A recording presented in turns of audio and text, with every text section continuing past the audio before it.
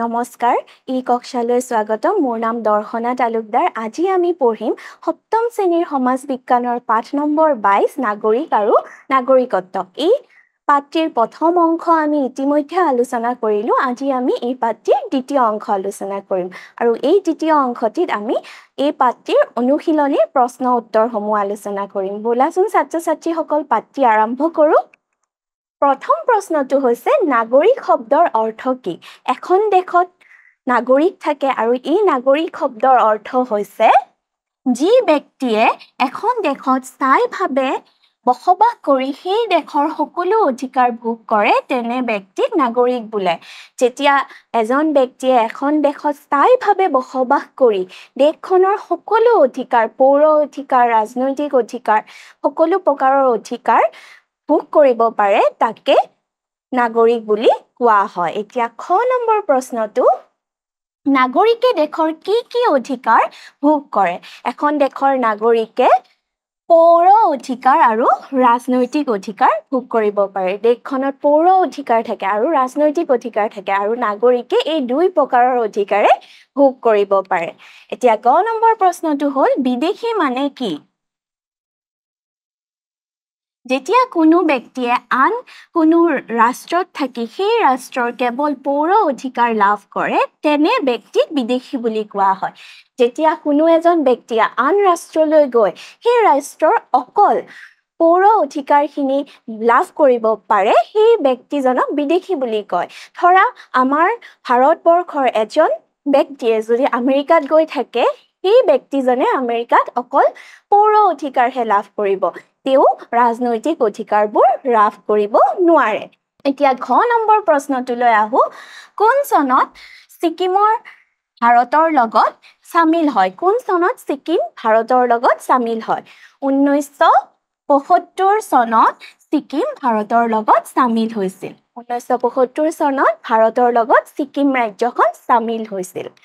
এতিয়া আমি 2 নম্বৰ প্ৰশ্নটোলৈ আহো এজন বিদেশীয়ে ভাৰতৰ নাগৰিকত্ব কেনেদৰে লাভ কৰিব পাৰে এজন বিদেশীয়ে ভাৰতৰ নাগৰিকত্ব দেশীয়কৰণ পদ্ধতিৰে লাভ কৰিব পাৰে ধৰা কোনোবা এজন ব্যক্তিয়ে আমেৰিকাৰ পৰা আহিছে আৰু তেওঁ ভাৰতীয় নাগৰিকত্ব পাব বিচাৰিছে তেতিয়া তেওঁ দেশীয়কৰণ পদ্ধতিৰ দ্বাৰা ভাৰতৰ নাগৰিকত্ব লাভ কৰিব পাৰিব এতিয়া খ নম্বৰ প্ৰশ্নটোলৈ আহো পৌৰ অধিকাৰসমূহ কি পৌৰ অধিকাৰসমূহ হৈছে জীৱন ৰক্ষাৰ অধিকাৰ মতামত প্ৰকাশৰ অধিকাৰ ব্যক্তিগত স্বাধীনতাৰ অধিকাৰ আৰু শিক্ষাৰ অধিকাৰ দেশৰ পৌৰ অধিকাৰ হৈছে জীৱন ৰক্ষাৰ অধিকাৰ মতামত প্ৰকাশৰ অধিকাৰ শিক্ষাৰ অধিকাৰ আৰু ব্যক্তিগত স্বাধীনতাৰ অধিকাৰ এই পৌৰ অধিকাৰসমূহ নাগৰিক আৰু বিদেশীয়ে উভয়ে লাভ কৰিব পাৰে এতিয়া আমি গ নম্বৰ প্ৰশ্নটোলৈ আহো এজন নাগৰিক কেনেকৈ নাগৰিকত্বৰ পৰা বঞ্চিত হ'ব পাৰে দেশ এখনৰ এজন নাগৰিকে কেনেকৈ তেওঁৰ নাগৰিকত্ব হেৰুৱাব পাৰে ৰাষ্ট্ৰ বিৰোধ কৰিলে এজন নাগৰিকে দেশ এখনৰ নাগৰিকত্বৰ পৰা বঞ্চিত হ'ব পাৰে যেতিয়া এজন নাগৰিকে দেশখনত বেয়া কৰ্মৰ লগত জড়িত হয় বা দেশখনৰ বিৰোধ কৰে তেতিয়া তেওঁ নাগৰিকত্ব হেৰুৱাব পাৰে এতিয়া 3 নম্বৰ প্ৰশ্নটো হৈছে খালি ঠাই পূৰ কৰা বিদেশীসকলে দেশ অধিকাৰ ভোগ কৰিব নোৱাৰে বিদেশীসকলে কি অধিকাৰ ভোগ কৰিব নোৱাৰে ৰাজনৈতিক অধিকাৰ ভোগ কৰিব নোৱাৰে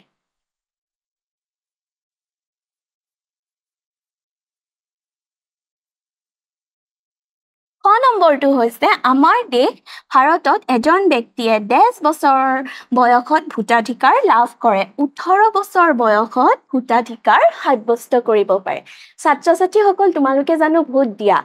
কিন্তু তোমালোকৰ মাহত বা দাদা বাইদেউহত যাৰ 18 বছৰ হৈছে বা 18 বছৰতকৈ বেছি হৈছে তেওঁলোকে ভোট দিব পাৰে এতিয়া গ নম্বৰটো হৈছে সিকিমৰ জনসাধাৰণে দেশৰ জৰিয়তে ভাৰতীয় নাগৰিকত্ব পাইছিল সিকিমখন কেতিয়া ভাৰতৰ লগত সামিল হৈছিল 1975 চনত আৰু সিকিমৰ জনসাধাৰণে ৰাজ্য ক্ষেত্ৰ সামিলকৰণৰ ফলত ৰাজ্য ক্ষেত্ৰ তামিলকৰণৰ ফলত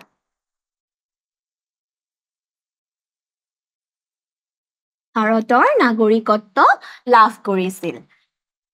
এতিয়া শুদ্ধ উত্তৰটো বাছি উলিওৱা আমি কৰো আহা। এজন বিদেশীয়ে পৌৰ অধিকাৰ / ৰাজনৈতিক অধিকাৰ লাভ কৰে। বিদেশী এজনে কি অধিকাৰ লাভ কৰে? বিদেশী এজনে কেৱল পৌৰ অধিকাৰ লাভ কৰে। ৰাজনৈতিক অধিকাৰ লাভ কৰিব নোৱাৰে।